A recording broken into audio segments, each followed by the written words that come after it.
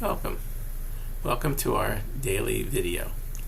We begin, as we always begin, with two blessings. Baruch atah Adonai, Eloheinu melech haolam haoneh be'et tzara.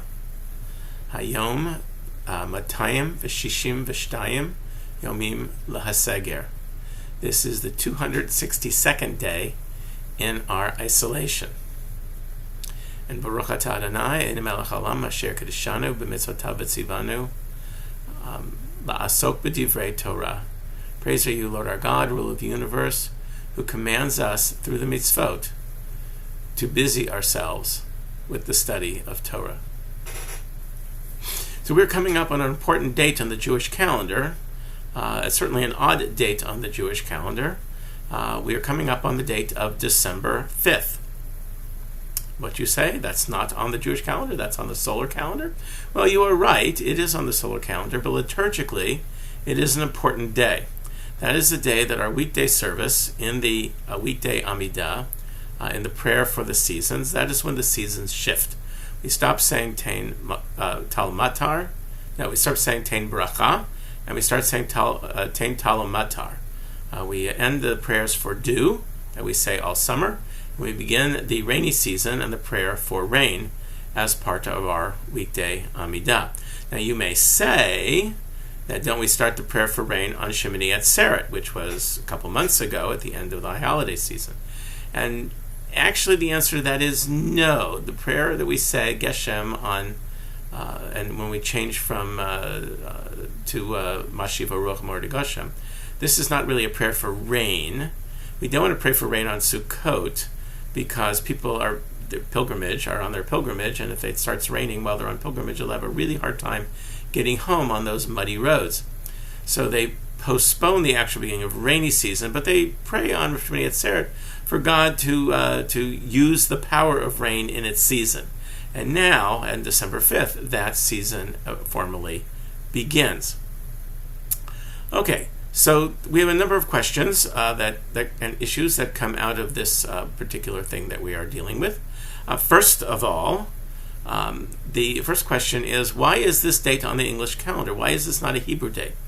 Most ritual things that happen on Hebrew dates, but this happens on December 5th. Why is that? Now, it's not the only thing that happens on a English date. Those who remember every 28 years we do a prayer for the sun. That also occurs on an English date as well, but we're not going to do that one today. The second issue that we have to deal with is what is significance of December 5th?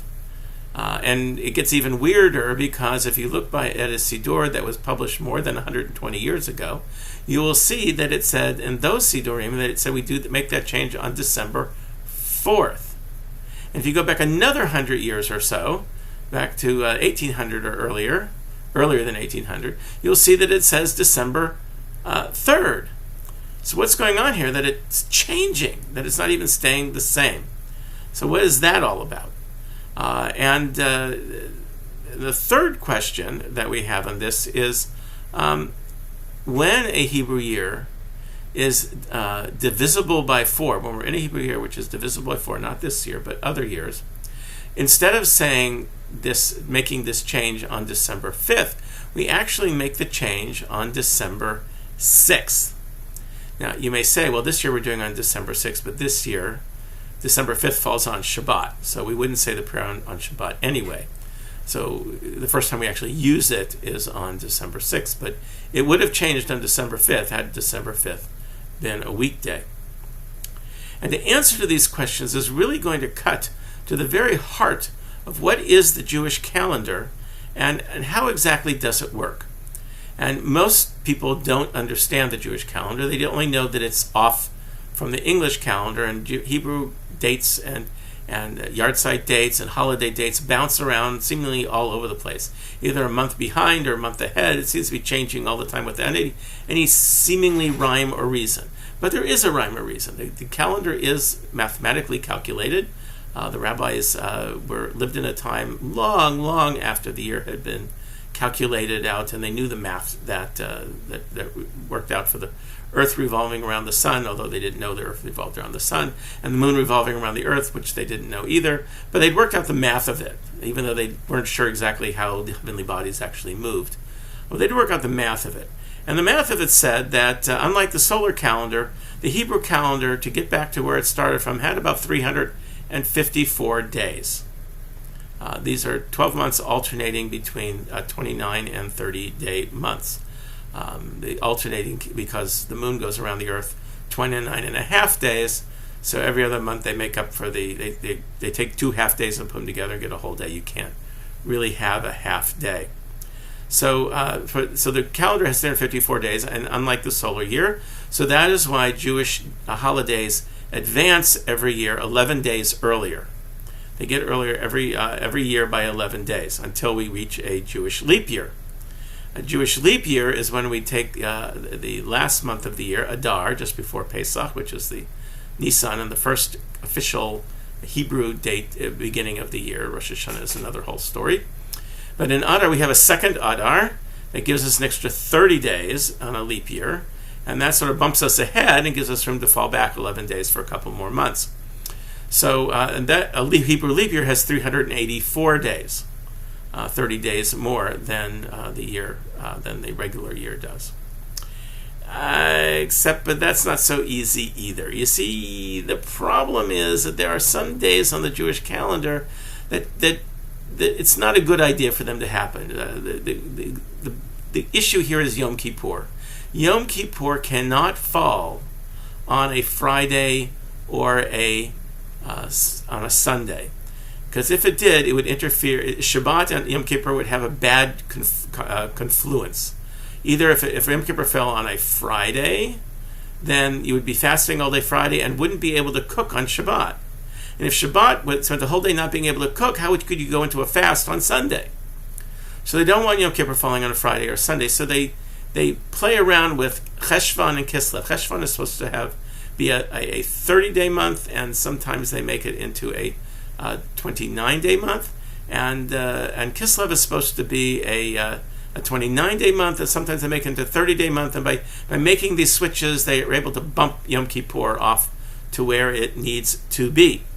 So that means that a regular year doesn't. What it means is that if you, and by the way, these leap years occur 7 times in a 19-year cycle. So that means this year happens to be number 5 in the 19-year cycle. But on years 3, 6, 8, 11, 14, 17, and 19, those are the leap years in a 19-year cycle. All the other years are regular years. So a regular year will have 353, 54, 355 days. And a leap year will have 383, 384, 385 days, depending on where they need to bump Yom Kippur in that particular year. But if you take all those years and take the total number of days over a 19-year cycle, you'll find that it's very much close to where a solar year would be. And it's very important that the Hebrew year and the solar year match up at least once every 19 years. It's important that the holidays don't vary too much. The Islamic calendar is from Saudi Arabia, from a little farther south, in the desert countries where they don't really have seasons, and the holidays are religious days, but they're not tied seasonally. But Jewish holidays are. Pesach must fall in the spring, and Sukkot must fall in the fall, and therefore it's extraordinarily important that the 2 years match up so that they don't vary so far that they lose their seasonal significance. All right, so this is how the Jewish calendar is organized. This is how it's put together, and I'll continue this next time to begin to try to answer some of our questions.